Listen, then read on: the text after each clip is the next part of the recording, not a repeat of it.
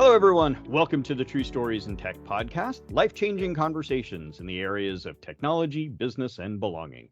My name is Eric Klaus with Partner Source Solutions. I'm here today with our regulars, Brian Enuma, President of Strategic Systems Group, Manish Bardia, President of Think AI Consulting, Eddie Bader, COO of Aegis Innovators. And today we're joined by our special guest, Jason Bergeron, CEO of Stratify and managing partner of Vital Link. Jason, welcome to the podcast. Awesome. Thank you. Happy to be here. Excited to be a part of this. And thank you guys. Jason, we usually start off by asking our guests to tell us just a little bit about themselves and kind of how you ended up where you are today.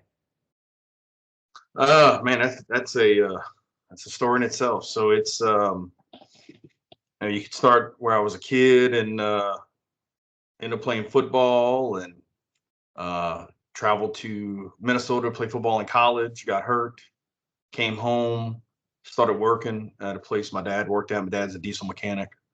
Thought about going overseas, working the oil fields. That's where the money was, $140,000 a year, no tax. Went talk to a friend of mine's dad who was a financial manager. And my dad graduated with him and said, "Hey, I'm thinking about doing this. What do you think?" He's like, "I tell you what, I got a computer, I got an office. Come work for me, figure it out." So that was WordPerfect 6.4, AOL dial-up, Bulletin Board dial-up days. So started working with him. He's like, it was a deal I couldn't turn down. He was going to pay for my college, give me a car, pay me while I was at school. Who can say no to that, right? And so that was great for about a year and a half until the police showed up to arrest him for fraud. And from there, had to get a good job. So luckily, I was able to take my computer skills, hired on through a company, oil and gas company. And they just had a few computers.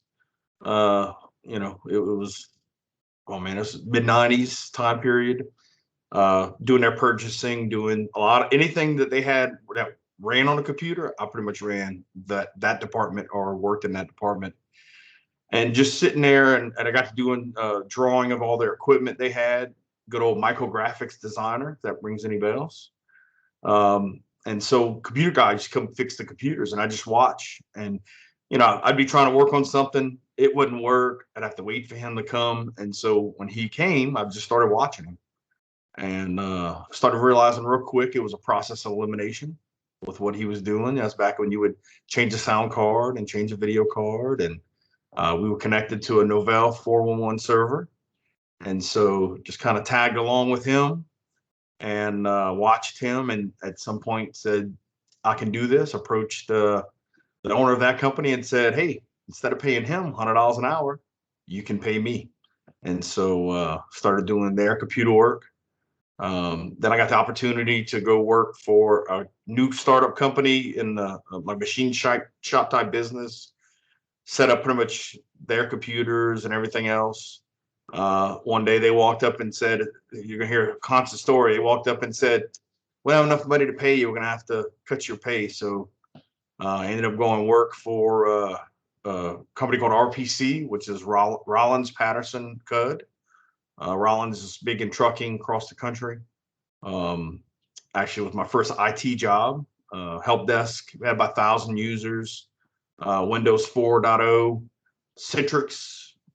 We had Citrix dial-ups with a program called RonoMan on AS400.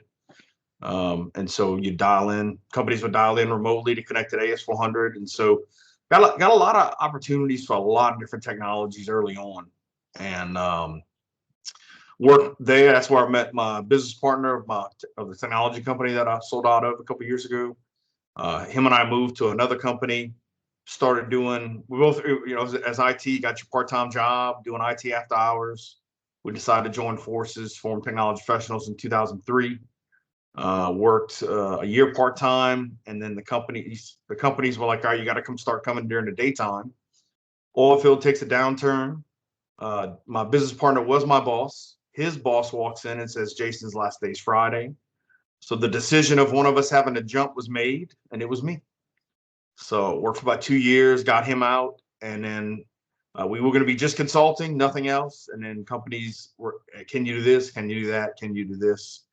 End up in a full voice data and design company, 16 years that I sold out of in 2019 of July to do Stratify, which I've been doing for the last couple of years, which is more of the strategy and vision and how tech ties into it, software selection, evaluation.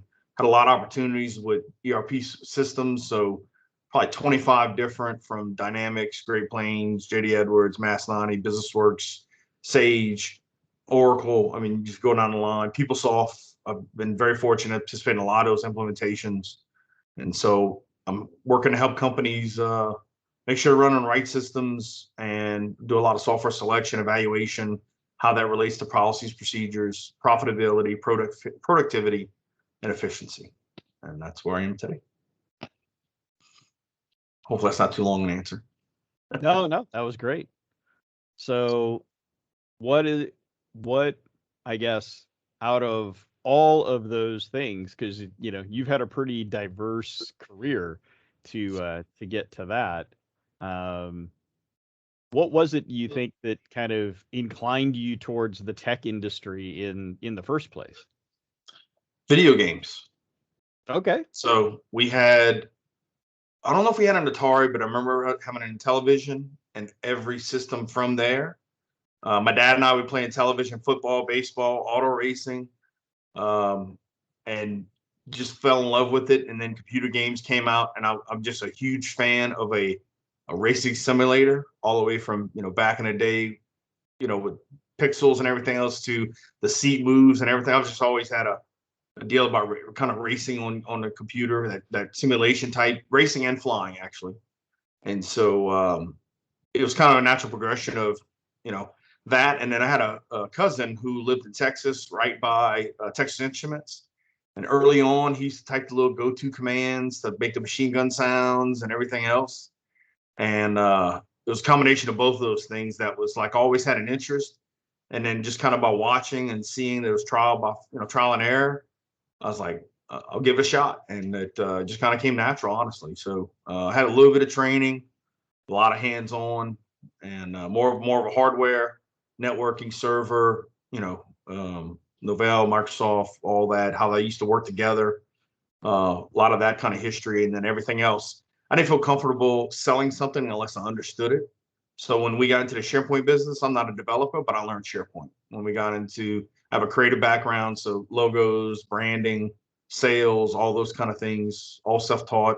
No, I played football, 2 colleges, got hurt, one, and the other one, that's when the guy had to shut things down. But so I had to do things the School of Hard Knocks way, and a lot of opportunities early on to understand the business side of things, and then apply that to the technology side of things is what I think's made me the most successful. So how did you come to find IAMCP? So in my company, we worked with Tech Data. We were the number 2 Office 365 company in the state of Louisiana. And so they had an Inspire event. So the first event I went to was the one in New Orleans in 2009. It was in our backyard. Might as well go check it out. And then fast forward a few years, whenever it was in, there was a period when it was like DC, Orlando, DC. So the first DC, Tech Data invited us to go and brought us to the IMCP golf tournament, where I met Shelly Kohler, who was one of the first people I met. We played the golf tournament at the course that has all the best holes of all the courses. And from there, it was like, hey, come to our booth. And then we'd go to the booth and got to know a few people. And I mean, right off the bat, my first WPC experience was changed from going to it without IMCP versus with in Washington, D.C. And then every year after that, it was seeing the same people. And, when I'd get to the show, the first thing I do is go to IMCP booth. And so eventually, joined, but didn't have a chapter. So for the first 2 or 3 years of that, really working to try to get the Louisiana chapter back up and running, which we were finally able to do in 2019. And so the IMCP really changed my Inspire experience to begin with. And from there, got to was bouncing for the speakeasies with Ryan. And then the next thing you know, somebody says, "Hey, you want to put together a party for the 25th anniversary?" And then from there, you want to be membership chair. So.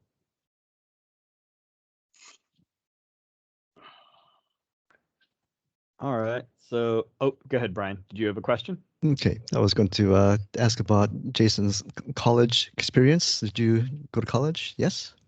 So I did go to college. So I was, it's interesting for my size, but I was actually a defensive tackle for a state championship football team in Louisiana. Got a call from a college in Minnesota, Division III, to get up there. I was fortunate enough to get up there, start my freshman year. A guy that was about 6'6" and 330 pounds bent me in half and put my head by my ankle. Ooh. But of course, I didn't let that stop me. I just would not practice and play games, and just by the end of the year, my knee was pretty much gone. And it was home. I was homesick. It was a long way from home. The first time I'd really ever been anywhere from home. Decided to come back, and then I started both there and when I came back home with college for a little bit. It was both business. I wanted to just be a business administration type major, but then had to get to work, and I used to doubt or wonder about not having a degree, but I've got a lot of opportunities to really get some hands-on experience in a lot of different areas, which has helped me be successful today. Cool. All right. I'm a firm believer in everything happens for a reason. Cool. So I guess the question I was going to ask was about education, and it seemed like there was maybe a little bit more tilting toward football than academics. Is that fair?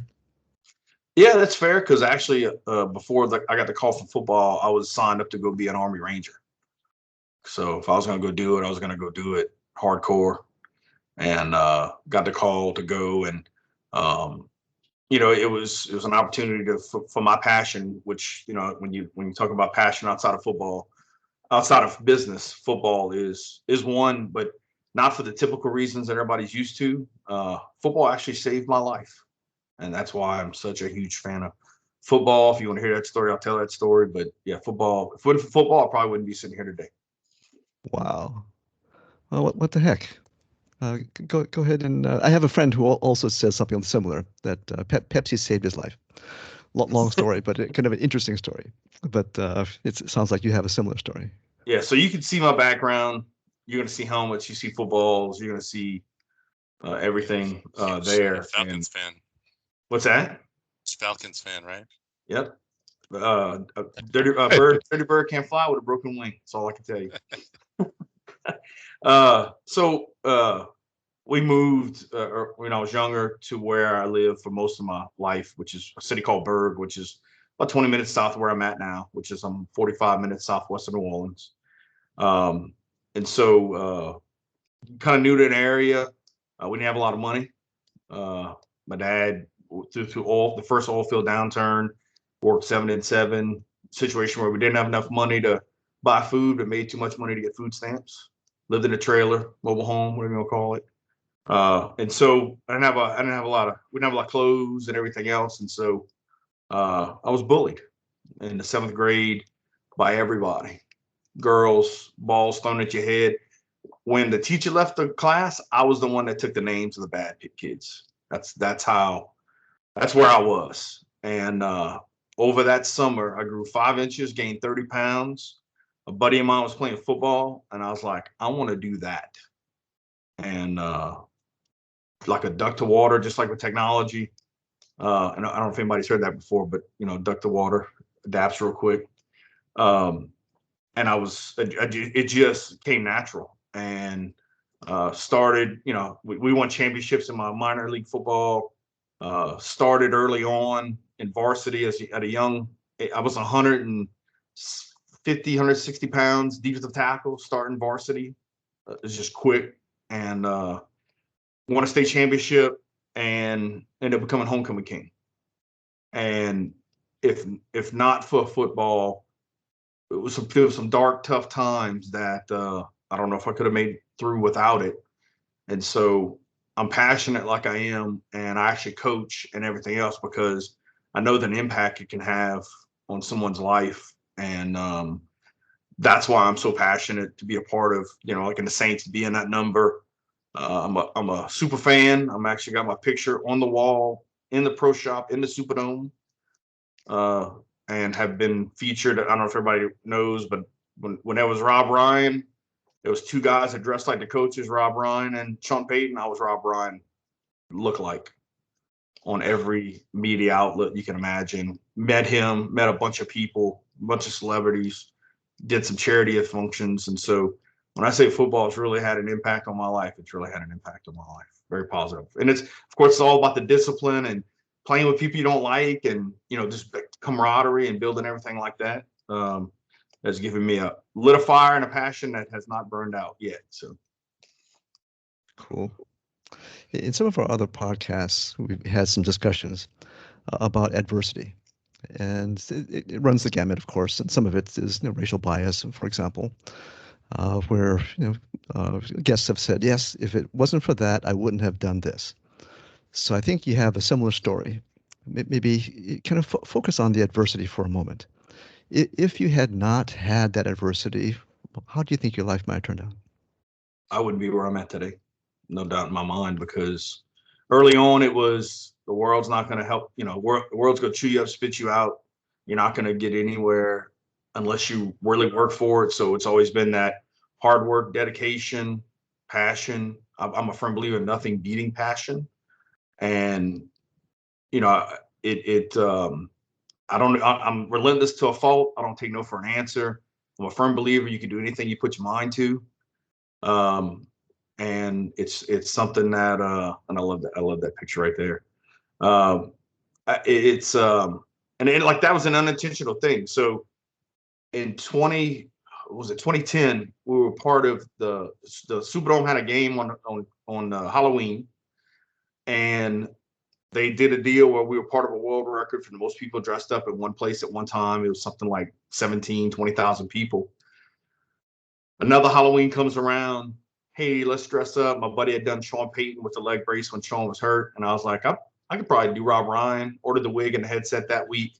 Went to a game. Next thing on my phone was blowing up because everybody's like, you are all over everything. They talked about us. And I mean, it got to the point where the newscasters would look for us. When the camera people were waiting when we got there. I met Evander Holyfield one game. It was really, met him and his wife. His wife, like, I love your costume. And, just real cool experience. But my favorite part about the whole thing is I was probably able to turn around and get about $10,000 back to charity through some charitable causes, doing kind of that gig right there. So that's what was really, I'm always about giving back. And through all this success, it's all about doing everything I can to give back to any community I belong in, which in this situation, part of it is IAMCP, about giving back there, So I could talk long-winded, so I'm long-winded. I apologize if I'm saying too much. No, quite all right. That's kind of the nature of how things go in these discussions. It's perfectly good. There's a question that has come up in the context of entrepreneurship. So I would have to say that, and correct me if I'm wrong, that you qualify quite well as an entrepreneur. Relatively little or some education, but mostly hard work. If you were to kind of pinpoint the characteristics of an entrepreneur, what would you say are the most important? I would say the thing that's made me the most successful has been the drive. When I put my head down on my pillow at night, my goal was that nobody outworked me that day. And I'm a firm believer, if you love what you do, you never work a day in your life. But when you are a business owner, you work sometimes. And it may get knocked down, but I get back up. And tomorrow's a new day. I'm gonna give it the full treatment tomorrow. And even and there's gonna be those days where you don't want to do it. But I felt like if I didn't do it and I missed an opportunity, then that was on me. And the drive, the relentless, the passion, combination of all of those things. And there's been a lot of success. And I say this all the time about the more you seen, the more you known, the more you known, the more you trusted, the more people do business with you. And so, been president of Rotary Clubs, chair of our chamber, and it's been that concept of giving back that has then returned where in my MSP, 95% of my business is word of mouth. And our competitors would say all the time about, no matter where I look, you're there. And, branding was important. We wore black shirts and tan pants, which is kind of the Saints colors. We were known as the Men in Black, kind of going off of the movie theme kind of there. But, we were always visible. And I think it's the drive, but I think it's also that concept that says, you kind of get out of things what you put in, and that by putting back in the community, I was repaid, it was paid forward back to me in business. And that's what I would say. That and the combination of the business and technology knowledge combined together has what's made me successful. Cool. There is maybe one last question about, I have this concept of business strategy and technology. And sometimes they're separate. You kind of think of them separately, but maybe in the context of sometimes technology is the business strategy. Do you ever hear that, or does that ring true for you? So one of the reasons why I started my Stratify company, so that Stratify comes from, are you strategic and are you satisfied? And if you answer no to either one of those questions, then that's where I come in. And people say, well, you can't be good at everything. And what I find I'm good at is being a problem solver when it comes to whatever the issue is. You bring up an issue, I'm the guy people call to get things done. And when I looked at the problems that companies had, especially around technology, and they would go to implement a solution, when it failed or took twice as long or cost twice as much, most of the time, not all, but majority of the time, it came back to where the company didn't have the basics together. So people didn't know what their jobs were. People did processes and procedures different ways. And so we even wrote custom software. So I wrote web-based software that helped companies run their business. And so we sold everything from oil and gas to parish government to public sector, private sector. And in that process of trying to collect the information to build the custom app, the more structure was missing in the company, the harder it was to accomplish that. Or if they were trying to implement an ERP system, the more that was missing, it either took twice as long, cost twice as much, or just failed altogether. So in an effort to help customers be successful, started having that conversation while still doing technology consulting type work. And when I saw, I was fortunate, I was part of the 10,000 Small Business Program that Goldman Sachs has put on. Louisiana does something called LED roundtables, CO roundtables. And through those programs, it was getting in rooms of people in, similar positions, similar situations, what works, what doesn't work. And so when I tried to get companies to go do that, when I was chair of our chamber, I kept trying to get companies to participate, because I'd go to a class, I'd come back the next day and make an immediate change and have an immediate impact. I mean, I'd make a change and our trajectory of our company changed, which allowed us to be successful in a downturn where from 2014 to 2017, most of our customers had between a 30 and 60% loss in revenue. And that same period, I was able to keep our revenue flat and increase our profits. And so when I got to the point of trying to get companies to take on the strategy part of things and plan and structure, they all kept saying, I just don't have time. And that's when I said, I tell you what, I'm going to do it for you. Pay me to do that for you. And in most cases, I'm paying for myself in 6 months, where whatever money's invested in me, they're getting a return on that in most cases in 6 months, sometimes less. And in some situations, increasing the profitability of the company, and in some situations, become an advisor or sharing percentage of profitability that also bill by project, by the hour, whatever fits to the client. But at the end of the day, my number one goal is that return on investment within 6 months. Wow, that's terrific. Thank you. Thank you. Jason, regarding the sports, recently I was playing with one of my friend, and he said his kids are developing character by playing sports, and that was very good sentence I liked. I mean, I'm trying to get my kids are 8 and 15 to play some sport, but I'm trying multiple things. But still, the concept of developing character with a sport? Any thought you have on it for parents or people who wants to build character with sports? I definitely think it depends on the sport. So even individual sports. So take track and field. So I was primarily a football guy, but I did some track and field. I did a little bit of soccer, a little bit of this. Football was definitely my sport, though. But in track and field, you're trying to build up points and you're working together as a team. But what I found in football is that I might not stand the guy that's on the side of me. But if we don't work together, we don't reach the goal line, right? And so it forces you to work with people that you might not talk to. A lot of diversity, and of course being a good leader, there's a lot of inclusion in that, because you are prepping people to move up, and it's got a lot of things around life, around just again working with people that you might not like, or building that camaraderie, building that sportsmanship, but also you getting people to believe in you. You get whether it's the coaches or the players. But I just found it was interesting with us is that we were probably one of the smallest teams to ever win state in our class. And we were very fast. So from sideline, people just couldn't beat us from sideline to sideline. But like a couple of games I played against, I was 160 pounds, 165 pounds, and I'm going against guys that are 6'3", 315, 6'2", 250. But by the time they snapped the ball, I wasn't there. They were looking for where I was. But it's whether it be sports or even so I have some martial arts background also. It's anything I find that gives you some level of discipline, teaches you got to work to get somewhere, to get something. I think if anything, it could be swimming, it could be martial arts, it could be chess. I think anything that has some level of competition that shows you got to put in practice, that you're not going to be somewhere without some level of practice, I think is beneficial for anyone.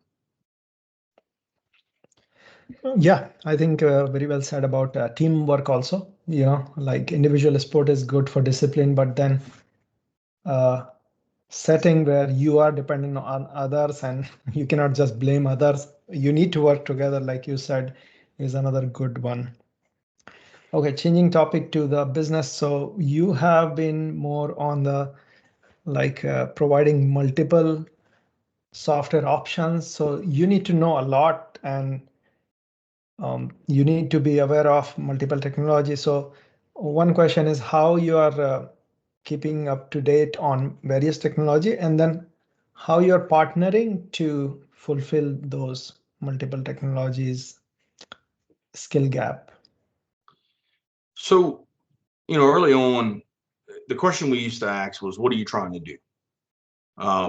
It was vendor solution agnostic because I wanted to ensure, we'd make recommendations if we didn't make any money because we want to do what was best for that client. And that's why I feel as a provider, you could distinguish yourself is that, of course, we were a Cisco shop and we were a Microsoft shop and we were, a primary Dell shop. And the reason I worked at Dell is because I had real good success with their service department, right? It wasn't about the solution they were building because everybody builds the same solution, right? It's just got different names on it, basically. But when we're having a conversation about what you're trying to do, early on, we pushed away from doing anything in Access or anything in Excel, anything, as much as we cannot do on premise. With hurricanes, we were dealing with hybrid 10 years ago because, if you have it all in the cloud and a customer loses internet for 3 weeks, they can't do anything.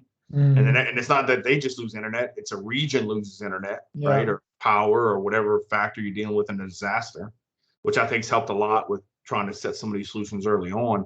At the same time, if you just on premise and flood comes through or surge comes through, tornado, after Katrina, I was paddling, and we call them pirogues, but most people say canoes.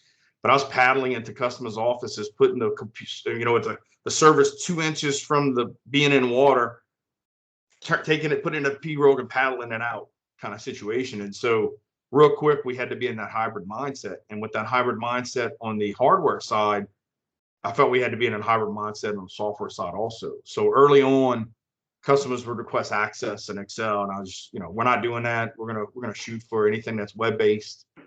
And what I really found, you kind of got categories. So you have your what I call your company, your industry specific software. So you have some companies that are, they deal in oil and gas, or they deal in healthcare. And then you have more your general solutions. So that's why I would say your dynamics and everything else comes into play. And so you got to have one of those conversations, because when you have something that is industry specific, it's probably going to be a smaller company. It might be some limitations on the latest version, limitations on whether it's cloud or not, limitations on whether or not it can scale, right? But then when you deal with something at a dynamics level, it's, well, do I have to make my company fit that solution versus having where it's a lot of things are more generic, and then you got to start doing add-ons and code and everything else. And so one thing we got real good at real quick was taking data from multiple systems and bringing it to one place to report on it.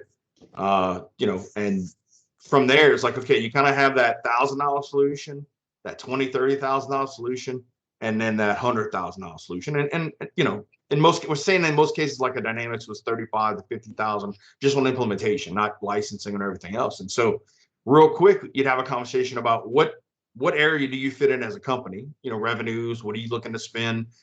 Again, that return on investment type situation. And so from there, I feel like once you have it divided in those three categories, most solutions work the same, right? So it'll be a software platform with a SQL backend or a pervasive backend, but the overall concept about how the program flows and works is pretty generic, I felt. And so from there, if there was something I come across that I hadn't dealt with before, it's just a different iteration. So when you dealt with a web platform, it's like, well, they're going to do it one of a few ways. And just so from there, and I guess kind of being a fast learner also, I'd look at something, I'd have a good understanding about it, and then we'd have a conversation about implementing. A lot of times we were brought in to be the middle person, where we would call both the client and the vendor out on, well, this is what they're saying, kind of an interpreter of, well, this is what the vendor's saying, well, this is what the client's asking for, well, this is what you said was going to happen, and then it kind of devolved into that software selection. And so, with when the next part of your question is when you say how do you pick somebody? I'm a guy that, and I try to say this less, but I always like working with people I can put my hand on their throat. But really, it's people that I can work with that I can pat on the back is really what I should say. But the relation is back to that relationships, and that's one of the things I love about IAMCP is that you build relationships, you get to know people. And when somebody asks me if I know somebody that does X, I either know that person or I know somebody that knows that person. And that's what when I look at this and feel that IAMCP has been, the tool that helps me be bigger than I am and have the experience that, and it might be a situation where I go, hey, look, I don't understand this, or this, but am I in the right ballpark versus all of the other going, here's a partner I'm going to bring in. They do this all together. And a lot of times the client will get us to project management or kind of handle the organization structure of that kind of part of it. And most times I'm doing the, well, whose job is it? And do they have a job description or what procedures follow? Because I have an ISO 9000 background that I fortunately had early on. So I'm a certified ISO 9000 auditor. So that's where the procedures part of me comes in that I learned before I started doing technology. And I think it just all kind of comes together with, again, what are you trying to do? Ranges of what that can fit in, and then finding some experts in some areas where I'm not. So I hope that answers your question though. Yeah. And also one of the thing you highlighted, I want to reiterate is that fast learning is, I think, one of your strong skill, fast on the ground and also fast on the business looks like that. So that's great. One more question I have is volunteering. So I think you have been volunteering for many different organizations. How did you get started? How does it help you? Or what's your thinking about volunteering? Volunteering, it's funny how you when you say that. I'll add one thing to your last question though. So I'm a firm believer in something called the power of the ask. You don't know until you ask, and the worst thing that somebody can say is no. So a lot of times I'll push the envelope with vendors, with clients, with partners that say, well, can we do this? And it's, well, maybe, it's like, until I can get that no. And sometimes even if I get that no, I'll fight through it. For example, early on, I was able to do voice over IP with intercom systems just by putting technology together that said, well, if I do this and convert it from network to analog, and I got an analog device, it seems like that would work. So early on, I was able to do that kind of solution. But when it comes to that volunteering, one, it's been that I would not be where I am without opportunities provided to me through, so mentorships, being a part of organizations. I do feel this in my heart to give back. But what happens most of the time when I get into an organization, I get a little frustrated if things aren't running as efficient or smooth as I think they should. And I have two choices. I either, well, three really, live with it as it is, move on to something else, or get more involved and get in there and make a difference and make a change. And more times than not, I end up working my way to be the president, the chair, revising bylaws, changing the trajectory of our organization, turning an organization around. And I've had some excellent opportunities, whether it be our carnival club or our chamber of commerce. But man, I just know that if people wouldn't have volunteered their time, I wouldn't be where I am today. And so I just feel like it's a necessity. It's something that I have to do, and I try to balance it, but it always comes back. It always pays dividends. And, there's a lot of things I've done for free and not with an intention of something else. And, I'll give a good example. So I got in Rotary because I thought that was networking, right? I'm gonna build my business in Rotary. And real quick, that became my non-networking organization, more of my larger charitable cause. And so, for a period of time, I think we gave away something like 10,000 bicycles in a period of about 5 years to underprivileged kids. And also we ended up in a situation where we worked with a refugee from Africa that ended up in Louisiana. And he went back and built 14 computer schools. And we were able to provide the computers, equipment, money. And at one point, we even set him up to where it's something called the cassava plant. And with the right processing equipment, it's basically, they can make anything from flour, rice. It's like it's one of the larger food products in the African area. And working with them to actually get them a machine where they could process cassava to make them self-sustaining, to where they started getting, where if it was 25 cents a day to go to school, if they couldn't pay 25 cents for the kid to go to school, they went work in the harvest and the cassava production and everything else. And so again, it's something that I started out to try to network for my company. And next thing you know, we're setting up computer schools in Africa. And it's all connections, right? It's somebody in Lafayette, which is about an hour and a half, said, hey, you should have this person as a speaker. We took to that person, and just our club was a smaller club, but got a lot done. And next thing you know, we're helping build computer schools in Africa. So it's, I feel to me, that's success.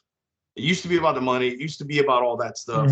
When you talk about the passion, and the passions outside of business, it's the 4 F's to me: faith, family, football, and fishing. And, when, faith, my grandpa and my uncle are both pastors. Grandpa was a pastor 62 years in Texas.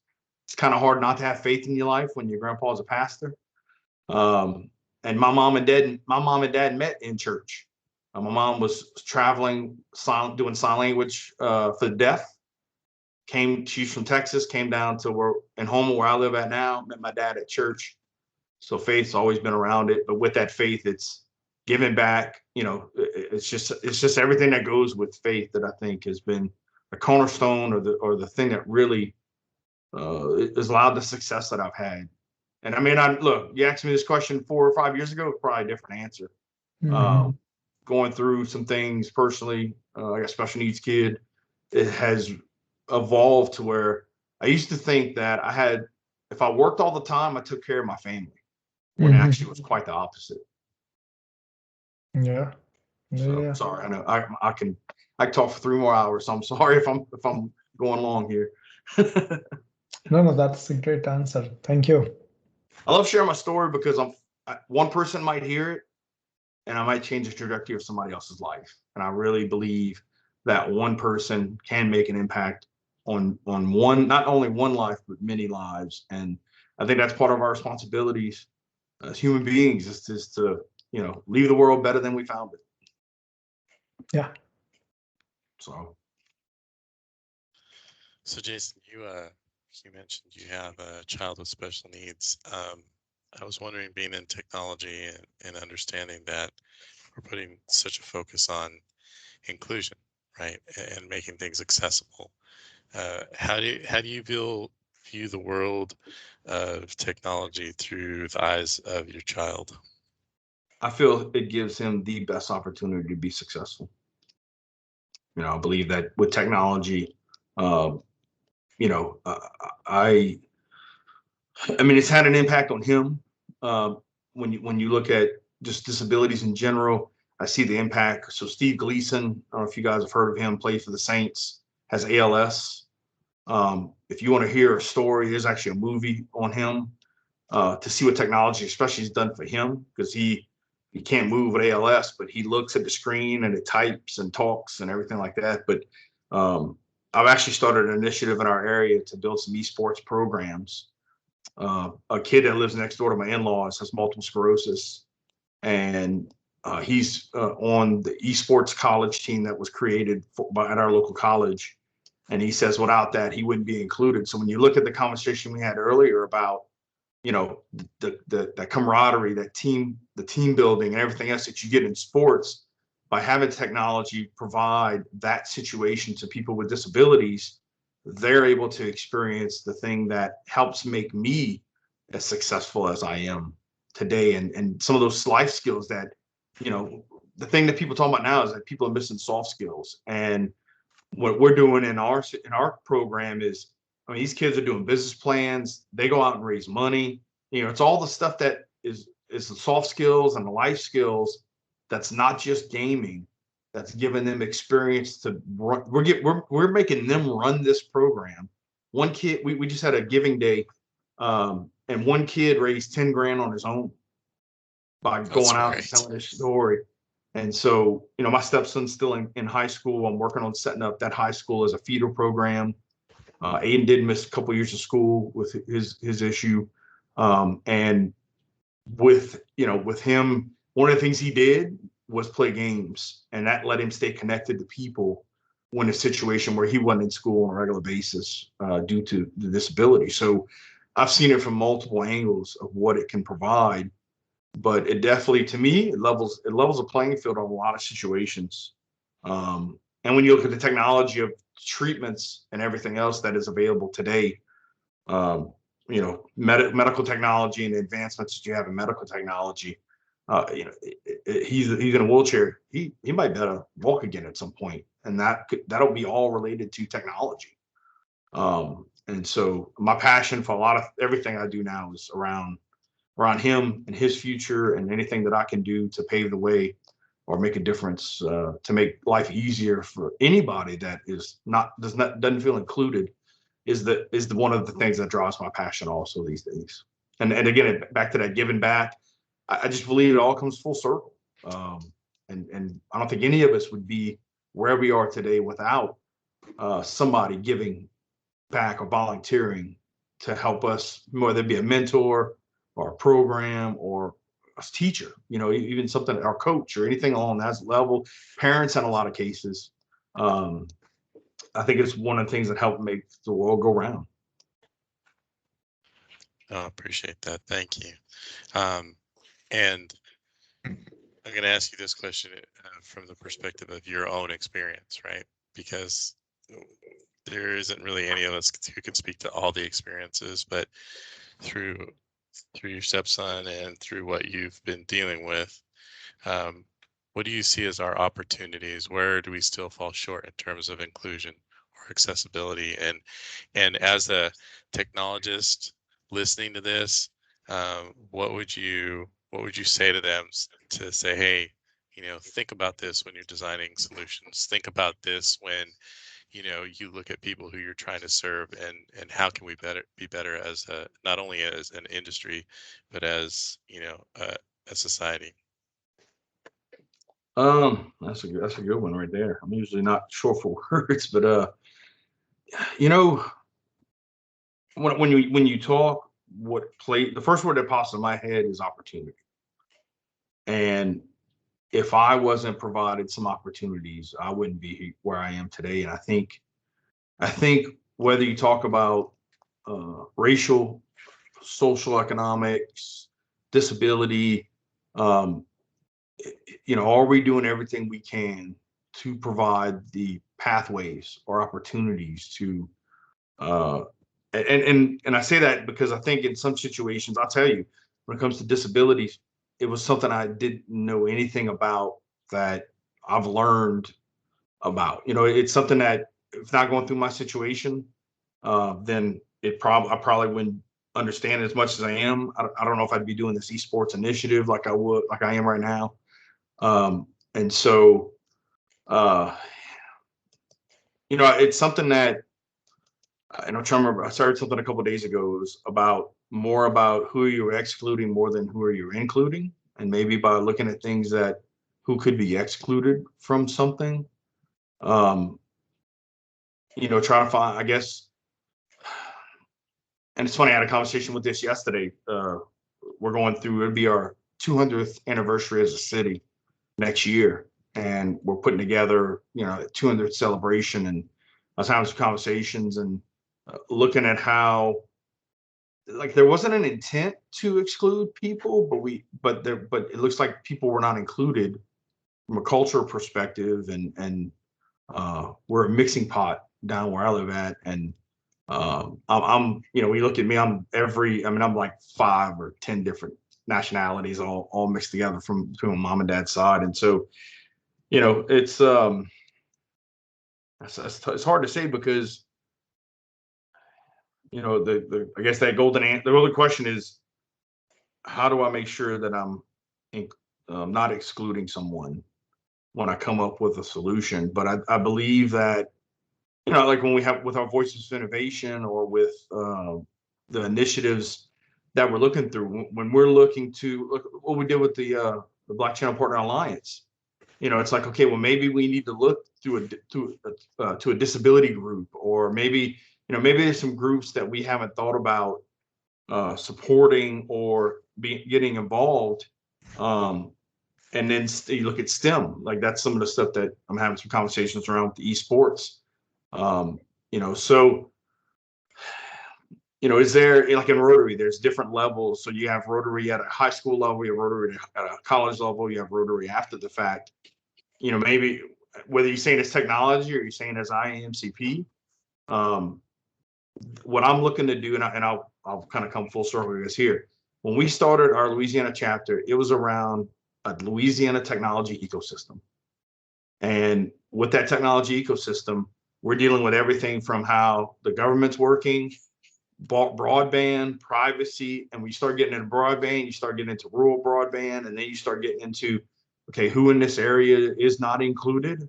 I think if you have a conversation on a technology ecosystem and what that means for the area you live in, you hopefully can check all the boxes. And it may not be all at once, but eventually check all the boxes of everybody that is not included and that is excluded. Hopefully that answers the question. Yeah, absolutely. I think one thing you mentioned, and I heard this from about Microsoft, is that when they develop new solutions, they take the time to think about, okay, if we take this to market, they don't ask who's this for. They're starting to ask, who does this exclude, right? So we think we have this really cool thing. Who's left out of the picture, right? Who are we not serving? And I think it's very interesting when you start asking yourself those questions, because you start looking at it like, it's a real different way to view things. So I'm gonna lighten it up a little bit. You mentioned that the 200th anniversary is coming up, so we're gonna have a little travel tips section right here, because it's a very Louisiana's full of culture, right? And you have a lot of people going to New Orleans, going to Bourbon Street, but there's more to Louisiana than that, right? So I want you to, because I've never been. So I'm gonna go there. We're gonna hang out.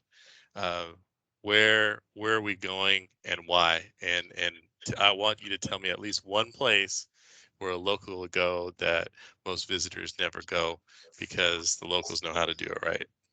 One place, I could probably give you 15 in each city. Well, I'll take them all. I just didn't want you to give up all the secrets, because then you get a bunch of tourists hanging out in places you don't want us to hang out in.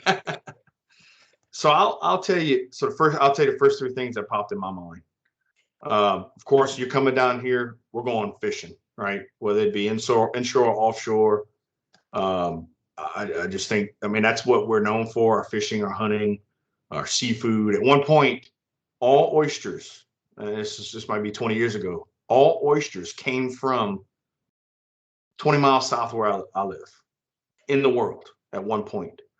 And so, it's that fishing and food. There's going to be some restaurants that we go to that, for example, you go to New Orleans, everybody goes to, and I'm drawing a blank on, Pat O'Brien's on Bourbon, just the Hurricane. I'll tell people, you go to the Quarter area, you go to something called Frenchman Street. That's where all Kermit Ruffin and all those guys have all their blues and jazz joints. You could walk out at 3:00 in the morning and there's a Creole lady cooking the best gumbo you've ever eaten out of a styrofoam cup. And so, in New Orleans, that's that Frenchman Street where I'm at. It's that, that offshore fishing, some of the best food. And we got a barbecue place here that I would put up against anybody. That's the best baby back ribs I've ever eaten. And that's St. Louis, Tennessee, KC, Dallas, Oklahoma. I mean, you name it, I've tried it. Best baby back ribs I've ever eaten right here in home Louisiana. And then I would take you to Avery Island. Avery Island is where they make Tabasco sauce. And they have the production facility that you can tour. They get the barrels from Jack Daniels. That's actually what they make the hot sauce in. And you go into this warehouse. It's barrels as far as you can see, all covered with salt on the top. And they'll take you through the production process of Tabasco. Now, the interesting thing is, most people in Louisiana don't eat Tabasco because we feel it's too vinegary. But it's known, they've made a name for themselves. And when you look at the history of what they've been involved in and what they've been around, it's just truly tremendous. But just the interesting of the food, I always wonder what does everybody else do? So, of course, I'd say you got to come from Mardi Gras. Where I live at is the second largest Mardi Gras in the state. We're known as the family-friendly Mardi Gras. I'm actually used to be president of our club. We have about 9 clubs, they call them, which is when you ride a parade of 20 to 40 floats, that's considered a crew club. Then I'm the float captain of my float, which has a theme, and it's a whole thing. It's really, what it really means is more of like a Southern debutante. So we present our daughters as maids. We have royalty, and they get selected as queens and everything else. So it's really like a Southern debutante type thing. And so, when you talk Mardi Gras and you talk about kind of how we do things, we just had a boucherie where we raised around $60,000 to build a bandstand downtown because we want to do something with quality of life. We have a CASA program, a CASA for kids. I don't know if everybody, it's a kid advocate program. Whenever kids go to court and everything else, they just had a crawfish boil off and raised about $45,000. And so we're always cooking food and have a live band and raise money for good causes. And that would be the fourth thing I'd want to take you to, is a couple of those kind of events, because I've never seen anything like it. And in fact, Relay for Life, I don't know if you guys have Relay for Life. We had the national organizers for Relay for Life come down because they cannot believe the amount of money we'd raised in one weekend. I think it was somewhere around $150,000 for the American Heart Association for Relay for Life. And it is really a track that we used to run, but now we walk, and it's tent after tent of every kind of food or game or beverage that you can try, with a live auction of oak swings and this handmade deal with LSU or Saints on it. And it's truly a sight to behold. And it's really one of the things I really love, which I think contributes to the fact that we give back, because I joke around. It's like, whenever you got a problem, you go to your grandma. Your grandma's like, oh, I'm gonna cook some food, make it better. If I had to say since Louisiana, that's how we are. We're like your grandma. We're gonna cook some food, we're gonna make it better. That is awesome.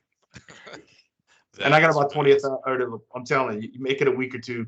But I've been talking about doing it for Tola, because Dallas is kind of center. I'd love to get a trailer and go do a crawfish boil and do like an IMCP function, just to share what that's like, because it's we had a crawfish boil for our business organization. I'm actually the chair of the crawfish boil committee, and we boiled about 3,500 pounds of crawfish for about 600 people, and it's all gone when it's done. Oh. So it's truly a sight to behold. That sounds awesome.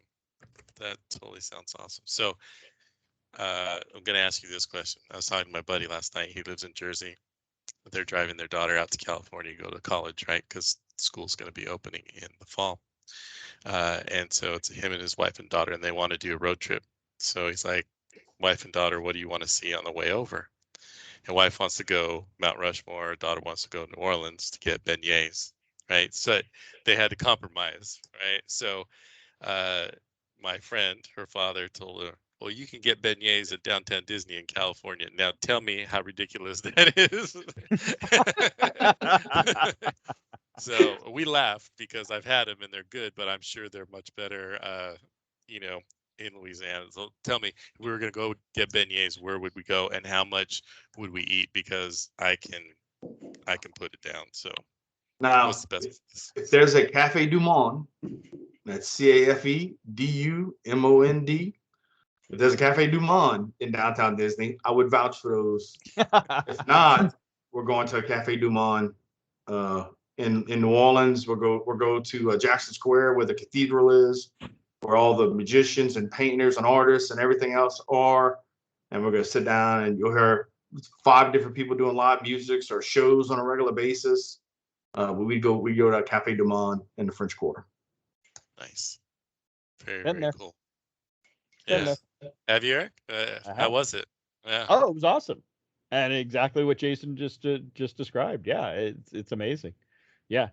I had the opportunity to go, what would it have been? Like 2012 maybe. Back when Microsoft used to do the Dynamics Convergence Conference. One year it was in New Orleans. And so we did all the things Jason talked about. I did not drink much there. I was sort of the designated not drinker, trying to keep all the cats herded and keep people from getting into too much trouble, because it was a Microsoft conference. But I was there. I walked with everybody as they went to get hurricanes, like Jason said. Yep, we went to Patty O'Brien's and they got their hurricanes. We went to Cafe Du Monde and got beignets. But we had a lot of other really good food while we were there, and I learned a really good lesson that while I was out there, Jason. I'll just get your perspective on this, but a lot of the restaurants in New Orleans, they're famous for dinner, but it's hard to get a reservation. But if you go for lunch, you can get amazing food, and you don't have to wait. You don't have to get a reservation. You won't be waiting in line for tables. And I mean, we just lucked into it, because we had a break in our calendar when we got out there. And so we went, and it was one of those things where I was like, oh my God, this is the thing to do. And so we built a plan around that. We were like, okay, we're not eating the Microsoft, crap food at the conference. And if we have to take another hour because we're going to go walk back and forth, that's fine, but we're going to get some damn good food. And that was what we did the whole time we were out there. And we went to all these amazing restaurants and had some absolutely fantastic food. And other people were like, how did you go to that restaurant? We couldn't get a reservation. And we're like, we're special. Yeah, they open at 11. That's where we were there at 11 o'clock. That's Right. exactly right. Exactly right. All right. So go ahead. So I'd say around the talent, and I don't know if you guys remember this or who went to WPC in New Orleans. Yeah. But they had a band that played called Playing for Change. They put together and went around to a bunch of different people that played on sidewalks and everything else. And one of the guys on that stage was a guy by the name of Grandpa Elliott. They sung "Stand By Me," but Grandpa Elliott, where we at Cafe Du Monde, Grandpa Elliott was probably 6 blocks from there, performing on the corner. And next thing you know, I'm at a WPC conference, Microsoft conference, and this guy's performing on stage. And that's what I love about, just so much talent and so much culture. And it's just so, it's the gumbo. It's everything that's together to form this amazing meal that you just can't get anywhere else. That was the last thing I wanted to know was, there seems to be so much character, right? So can you pick like one local character from where you live, like somebody everybody knows this person, everybody like loves this person. So who is that, and what makes them special, or what makes them crazy, or what makes everybody just want to hang out with them? Man, I'm going through. Okay, I'm like, I got wall of autographs and met a bunch of people, and it's like, man, to pick that one person, it's wow, man, that is. I could say that I want to say Drew Brees, and I tell you why. So Drew Brees is not from here. He got his chance to play ball. When the Saints signed him, he couldn't lift his arm above his shoulder, right? So that was a true. We're gonna take a shot. The Dolphins had just passed on him and got Culpepper. I watched Drew Brees, so they would have practices in different areas, and it's Tag Gormley Stadium where Tulane Green Wave plays. And after the game, I watched that guy go around the entire bottom bowl of that stadium and take every picture and sign every autograph for hours. I mean hours. And then he walked home, and that's what I feel our area does to you, is that you don't have to be from here, but when you come here, it just gets in your blood. And maybe we put something in the food. We're not telling everybody. I'm not going to reveal the secret yet.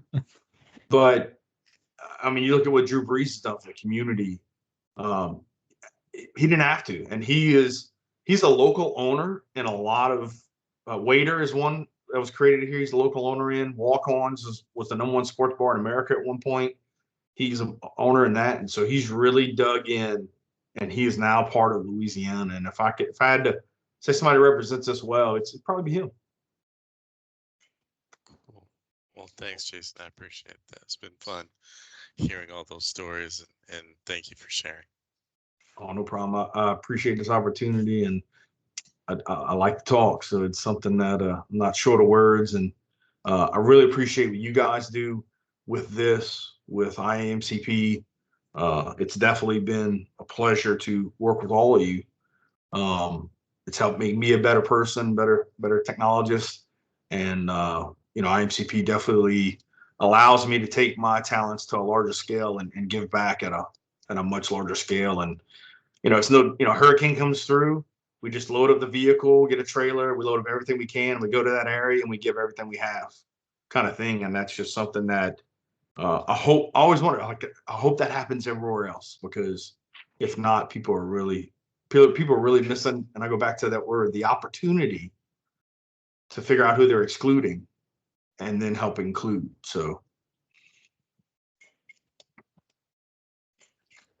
Last couple of questions. Jason, if somebody is interested in getting a hold of you, how can they reach you? So I'd say best way is probably through the website, www, the letter R, the letter U, stratify.com. They can reach me there. They can also reach me at 985-266-1011. You can also find me on Facebook, LinkedIn under Stratify LLC or Jason W. Bergeron. And that's a few ways you could reach me. Fantastic. All right. Well, Jason, thank you so much for your time today. We really appreciate the opportunity to chat with you and get to hear your stories. So this was fantastic. That will do it for this episode of the True Stories in Tech podcast. I'm Eric Klaus with our regulars, Manish Bardia, president of Think AI Consulting, Brian Enuma, president of Strategic Systems Group, Eddie Bader, COO of Aegis Innovators, and our special guest today, Jason Bergeron. Thank you for listening. Please join us next week for more True Stories in Tech.